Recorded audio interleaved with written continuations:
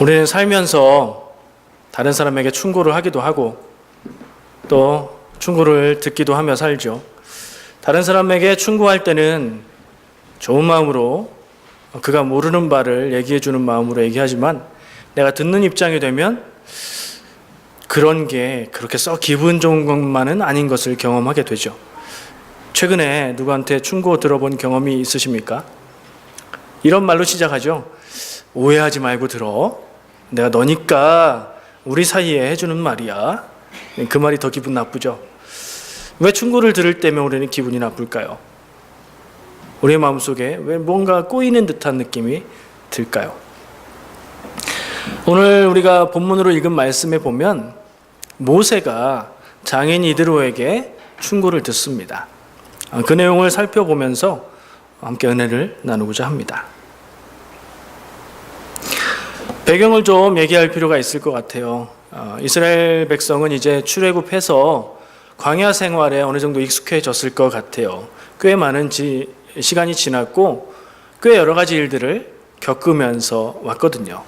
어느 정도 안정기인 것 같아요. 왜냐하면 모세의 부인과 모세의 아들들은 모세의 장인 집에 미디안 땅에 머물고 있었는데 미디안 제사장이었던 모세의 장인 이드로가 이 사람들을 데리고 이스라엘 진으로 찾아왔어요.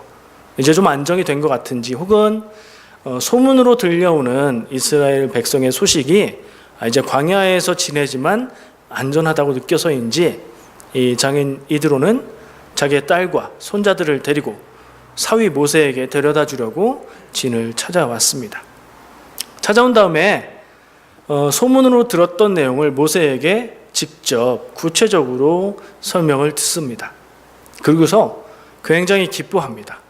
그리고 하나님이 하신 일들을 하나님의 이름을 높여서 하나님을 찬양하고 하나님께 영광을 돌립니다. 그런 다음 하나님 앞에 제물을 드리고 그리고 이스라엘 장로들과 함께 식사를 했다고 말씀에 기록이 되어 있습니다. 여러분들 아시는 듯이 이 모세의 장인 이드로는 미디안의 제사장이라고 얘기하죠. 그러니까 여호와 하나님을 섬기는 이스라엘 사람들과 같은 신앙을 가진 사람이 아닙니다. 미디안의 신, 뭔가 있겠죠. 이방 신앙의 지도자였던 사람이었어요. 그런 그가 자기 사위에 하나님이 함께 하셨던 이야기를 듣고 나니 그 하나님의 능력이 참으로 귀하고 광야 가운데에 그 증거로 남아있는 이스라엘 모습이 귀하고 하나님의 능력을 깨닫게 돼서 믿음을 고백하고 개종을 한 것으로 보이는 그런 장면입니다. 그리고 난 다음에 그 다음날 있었던 일에 대한 기록이에요. 그 다음날 장인 이드로가 모세와 함께 있었어요. 근데 모세가 하루 종일 일을 해요. 무슨 일을 하나 봤더니 모세는 앉아서 백성들을 만납니다. 백성들이 줄을 지어서 쭉 선착순으로 줄을 서서 모세에게 물어보고 답을 듣고 재판을 하는, 이게 뭐가 하나님의 뜻인지를 묻는 일을 하루 종일 하는 겁니다. 이드로가 보기에 이건 효율적이지 않고 좀 바꾸는 것이 좋겠다 생각이 들어서 모세에게 충고합니다. 내가 하는 말을 잘 듣게. 그러면서 자네가 이 일을 다 감당하면 자네가 더 중요한 일을 해야 되니까 그걸 못하니 첫 번째 하나님의 말씀과 하나님의 뜻을 백성들에게 선포하고 가르치고, 두 번째 자네를 대신해서 이 일을 해줄 사람들을 세워서 그들에게 대신하게 하게, 요 얘기를 충고로 한 거예요. 근데 그 말을 시작할 때 자네가 하는 일이 보기에 좋지 않네. 세번역 성경이 그렇게 번역을 하고 있었던 것 같아요. 충고잖아요. 지금 모세 자네가 하고 있는 일이 백성의 지도자로서 하나님의 뜻을 전하는 건 중요하고 귀한 일인 건 맞는데 그 일을 하는 방법이 더 좋은 방법이 있을 것 같아. 내가 얘기해 주니까 잘 듣고 생각해 봐. 이런 말로 충고를 했어요. 역시 충고를 시작할 때는 그런 말을 하는 거예요. 내가 하는 말을 잘 듣게. 자네가 하고 있는 모습이 지금 좋아 보이지 않네. 그거예요, 이게. 내 얘기 오해하지 말고 잘 들어. 형이니까 얘기해 주는 거야. 이런 얘기요. 모세가 이 얘기를 들을 때 마음이 어땠을지 모르겠어요. 왜냐하면 모세와 이드로는 40여 년을 알아온 친분 관계가 있어요. 그래서 어떤 사람인지를 알고요. 그러면 좋은 건 좋고 안 좋은 건 안 좋고 뭐 이런 관계예요.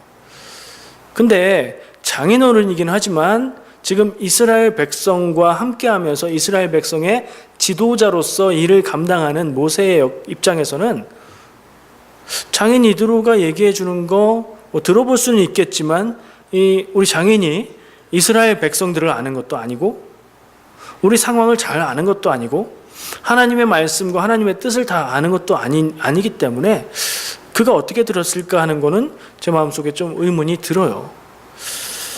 그 얘기를 그렇게 했을 때 모세는 그 이야기를 받아들였어요. 그걸 좀 생각해 보려고 합니다. 여러분들 충고와 비난을 어떻게 구분하는지 아세요? 내가 들을 때 구분하는 방법은 있죠. 어떻죠? 들어서 기분이 그냥 뭐 그런 대로 그렇게 나쁘지 않으면 충고로 받아들여 주는 거고요. 듣고 나서 기분이 나빠요. 그러면 이건 비난이다 이렇게 생각하죠. 근데 입장 바꿔 생각해 봐요. 내가 누군가에게 얘기를 해줘요. 말하는 사람의 입장에서 이게 충고냐 비난이냐를 구분하는 방법은 뭘까요? 말하는 사람의 마음이 너 정말 뭐 누구든지 당신 정말 잘 됐으면 좋겠어요 하는 마음으로 말하면 그건 충고죠. 근데 말하면서 내가 말은 해주는데 네가 듣겠냐? 네가 뭐 하는 게 그렇지? 이런 마음이라면 이건 비난일 거예요. 그렇죠? 능동적으로 이걸 다시 한번 생각해 보면 저는 다른 생각을 해봤어요. 충고와 비난이 다르지 않고 구분되는 게 아니다. 왜냐하면 듣는 사람이 충고로 들으면 다 충고가 되는 거고 듣는 사람이 비난으로 받으면 충고도 비난이 돼버리기 때문이에요.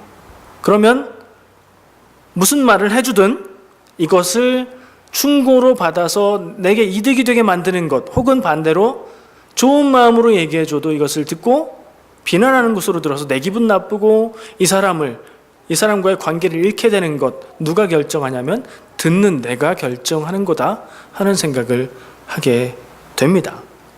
제가 주보 요약에 써놓은 말이 있어요.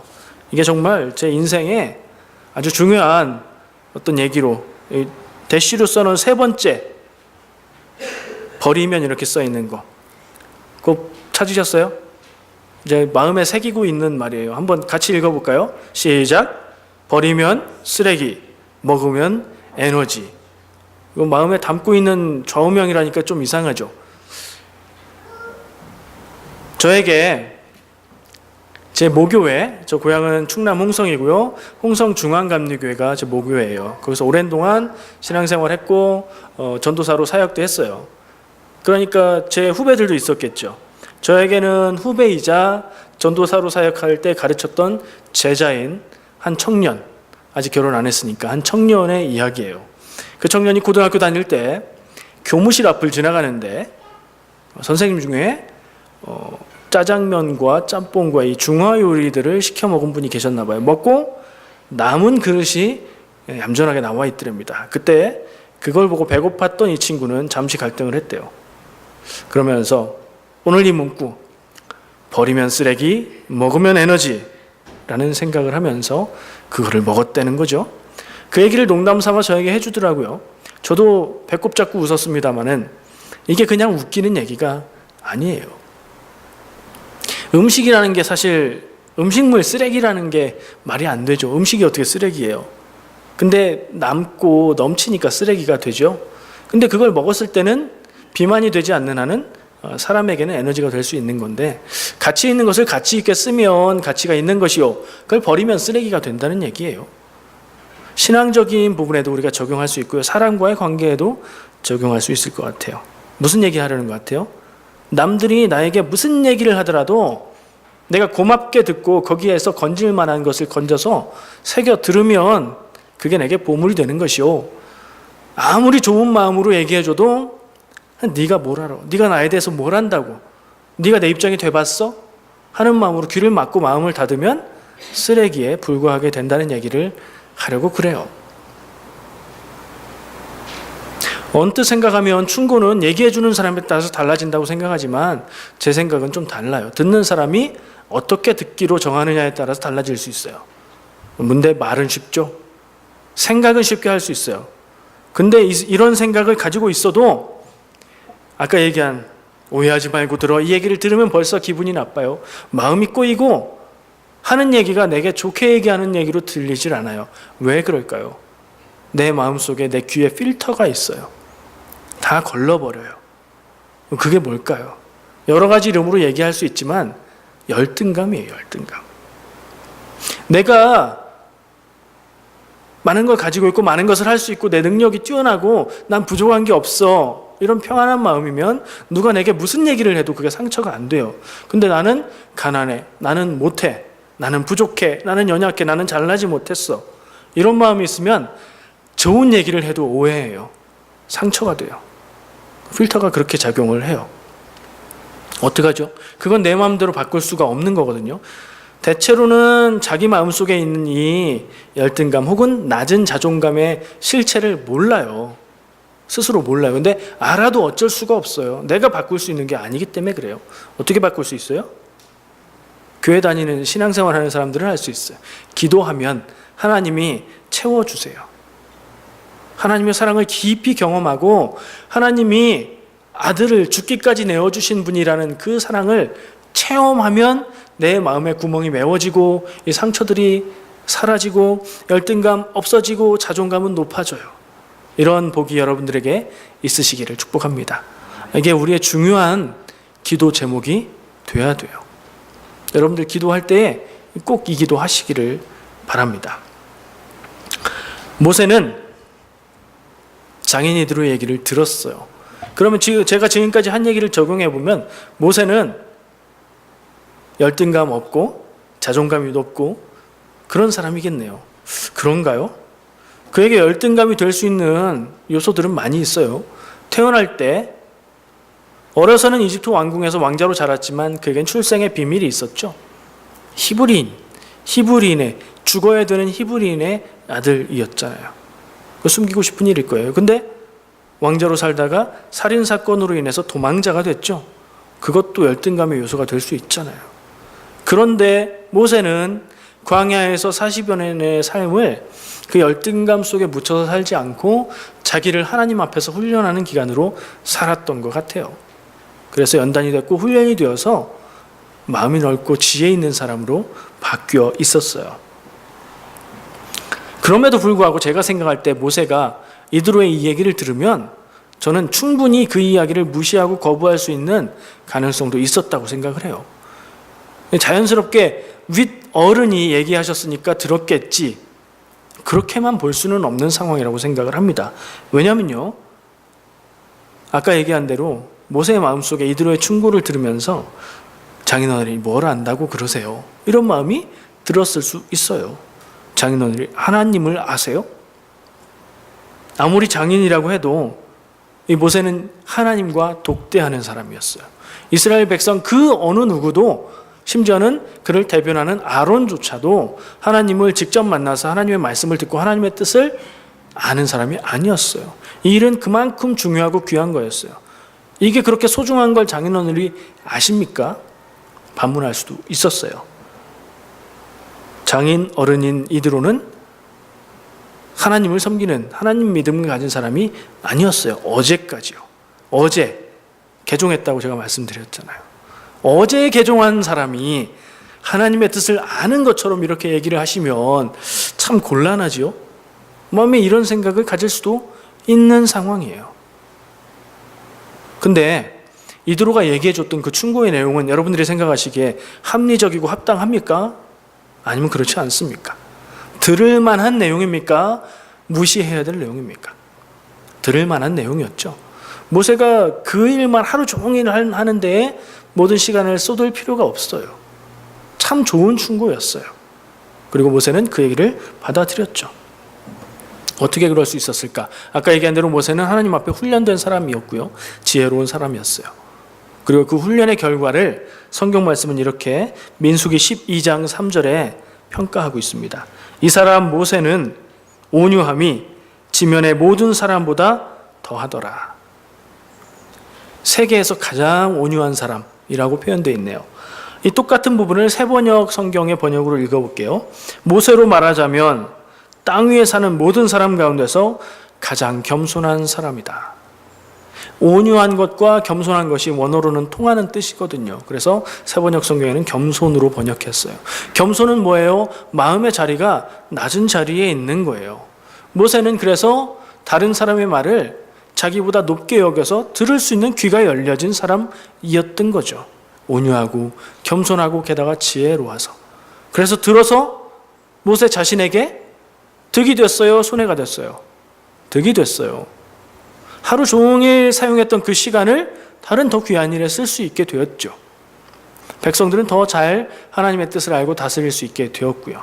그뿐 아닙니다. 그 일을 통해서 덕을 본 건, 득을 본 건 모세뿐이 아니었어요. 이스라엘 백성도 그 일을 통해서 더 좋은 모습으로 나갈 수 있었어요.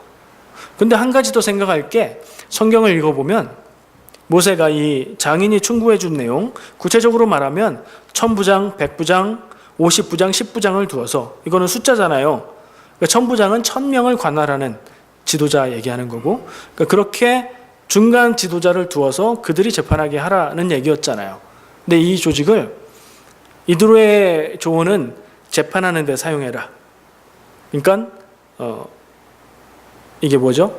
사법인가요? 현재로 말하면 사법제도로 사용하라는 조언이었어요. 근데 모세는 어떻게 사용했나요? 사법제도로 사용할 뿐 아니라 백성 전체를 묶는 통솔하는 조직으로 개편을 하고 군사 조직의 제도로 활용을 했어요.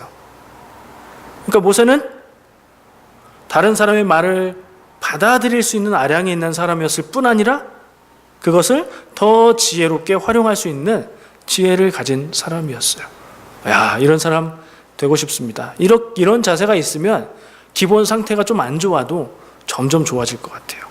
여러분들은 돌아보면 어떠십니까? 내가 남의 말을 좀 듣는 사람입니까? 도대체 남의 말을 안 듣는 사람입니까? 오늘 모세 얘기를 들어보니 남의 말을 듣는 게 좋겠습니까? 안 듣는 게 좋겠습니까? 무조건 들은 건 아니에요. 근데 합리적으로, 비판적으로, 객관적으로, 신앙적으로 들을 필요는 있어요. 그러나 귀가 열려있는 사람과 귀가 닫혀있는 사람은 달라요. 열린 사람이 되시기를 축복합니다. 성경 말씀에 보면 지금 모세의 이야기는 구약 초반의 이야기죠.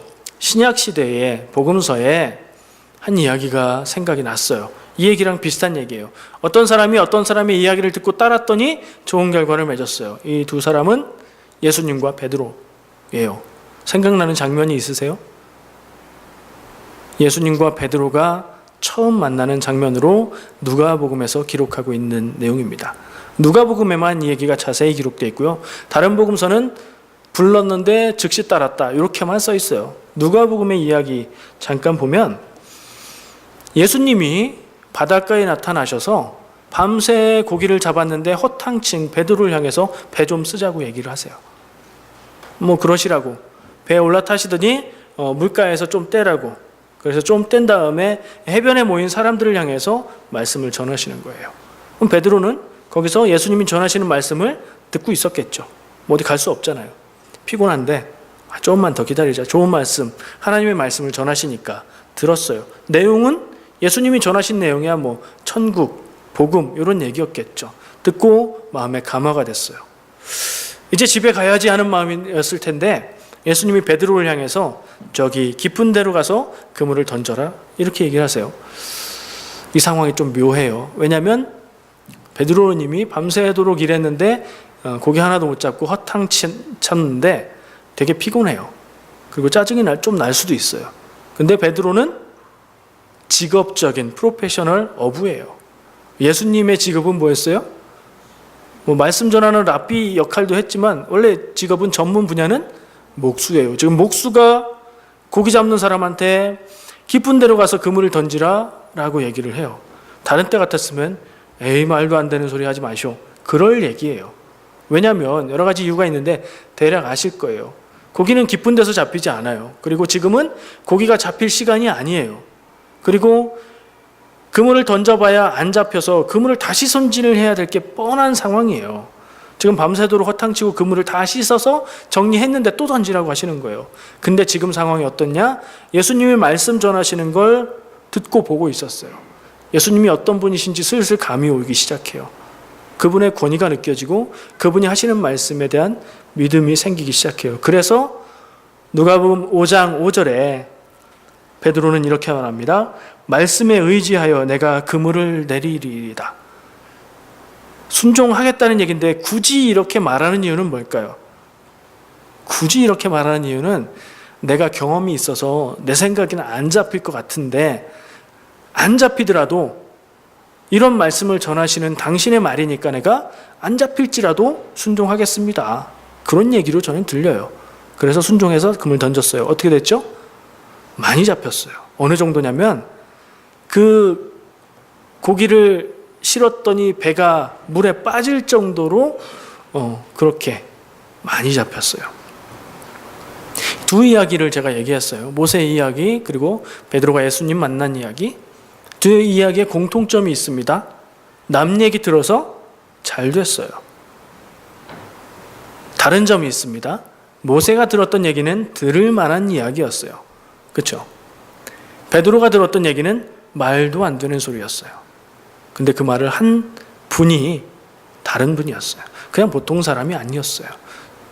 베드로가 처음에 제가 말씀하시니 금을 던지겠습니다. 그때는 예수님은 뭐라고 불렀는지 아세요? 선생님이라고 불렀어요.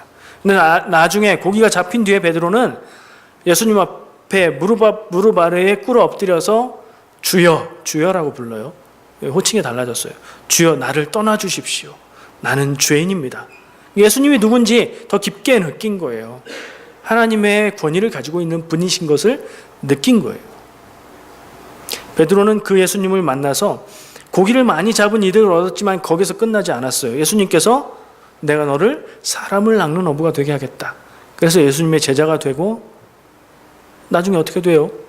수제자로 예수님을 따르다가 예수님의 보내신 사도가 되어서 교회의 기초가 되죠. 예수님의 그리스도됨을 고백하는 그런 위대한 믿음의 고백을 하는 사람이 되죠. 그런데 예수님이 하셨던 말씀, 깊은 데 가서 그물을 내려봐라 했던 말씀은 상식적으로는 무시해야 될 얘기였어요. 이 점이 예수님, 그러니까 신약에 있는 이 얘기가 모세 이야기와 다른 점인 것 같아요. 이렇게 때로는 하나님의 명령이, 예수님의 말씀이 이해가 안 되고 황당한 이야기일 때가 있어요. 아브라함을 향해서 하나님께서 아들 이삭을 낳고 행복하고 즐거웠는데 그 아들 이삭을 제물로 바쳐라, 죽여라 말씀을 하셨을 때 아브라함은 어떻게 했죠? 이해가 안 되고 말이 안 되는 얘기였어요. 왜냐하면 자기 자손을 통해서 후손들이, 민족들이 크게 하겠다고 약속을 하셨기 때문이죠. 근데 이 아들 하나 있는데 없어지면 그거 무효가 되잖아요. 그럼에도 불구하고 순종했을 때 하나님께서 마지막 순간에 멈추셨고 그 아들을 통해서 하나님의 일들을 이루셨죠. 여러분들에게 하나님이 언제 정말 황당한 얘기를 하실지 몰라요. 정말 순종하기 어려운 걸 하라고 하실지 몰라요. 그때 어떻게 하실 거예요?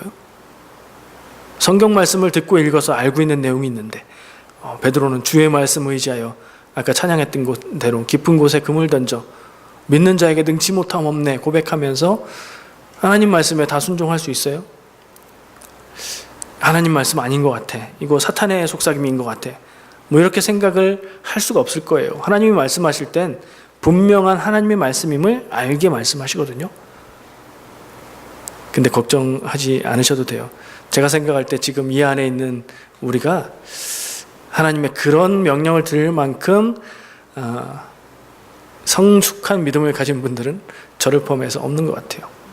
걱정 마시고 그런 말씀을 들을 만큼 성숙하면 그런 명령이 전혀 걱정이 안 되니까 또한 걱정할 필요가 없어요. 제가 모르는 위대한 믿음을 가지셨다면 뭐 그런 얘기 들어도 순종할 수 있으리라 믿습니다. 정리를 하겠습니다. 끝날 때가 됐습니다. 3가지로 정리합니다. 첫 번째, 모세의 본을 따라서 모세처럼 좋은 마음으로 해주는 충고를 새겨 듣고 좋은 결과를 얻을 수 있는 지혜 있는 사람이 되면 좋겠다. 당연한 얘기예요. 근데 좋은 마음으로 해주는 얘기도 꼬아서 들으면 보물을 놓치게 되니까 그러지 말자, 이런 얘기죠. 두 번째, 나쁜 마음으로 충고하는 척하면서 나를 비난하여도 거기에 내가 새겨들을 말이 있거든요. 그 말을 충고로 듣고 내가 충고로 삼아버리면 나에게 약이 될 수 있어요. 그 결정권이 누구한테 있다고요? 나에게 있어요. 근데 그게 잘 안 된다고 했죠. 그래서 어떻게 해야 된다고요? 그 부분을 위해서 우리는 기도해야 된다고 얘기했어요. 우리의 마음에 낮은 자존감, 열등감, 이런 거, 열등감 싹 사라지고 자존감 높아지도록 하나님 앞에 기도하는 거 잊지 않는 우리들 되었으면 좋겠습니다. 세 번째, 때로는 이해할 수 없는, 받아들이기 어려운 하나님의 뜻을 만나더라도, 하나님의 뜻이에요. 예수님의 뜻이에요. 이게 교회에서 얘기하는, 목사님이 얘기하는, 혹은 장로님이 얘기하는, 혹은 권사님, 집사님들이 얘기하는 그런 건 포함이 안 돼요. 하나님의 뜻일 때만 우리가 이해하기 어렵더라도 순종해야 되는 거예요. 아브라함처럼, 베드로처럼 순종할 수 있는 믿음을 갖자. 그런 순종할 수 있는 믿음의 최고의 모습을 누가 보여주셨습니까? 예수님께서 보여주셨어요. 예수님은 이 땅에 사람으로 나셨고, 그 예수님을 향해서 하나님은 모든 인간의 구원을 위해서 네가 십자가에 달려 죽는 길을 가야 된다, 이렇게 알게 하셨어요. 예수님은 마지막 순간에 기도하시면서 이 잔을 내게서 옮기시옵소서. 그러나 나의 원대로 하지 마시고 아버지의 원대로 하시옵소서 하고 그 길에 순종을 했죠. 예수님의 순종의 본을 최종적으로 따를 수 있는 우리의 믿음이 되었으면 좋겠습니다. 그 길이 죽는 길이 아니에요. 그 길이 사는 길인 줄 믿으시기 바랍니다. 기도하겠습니다.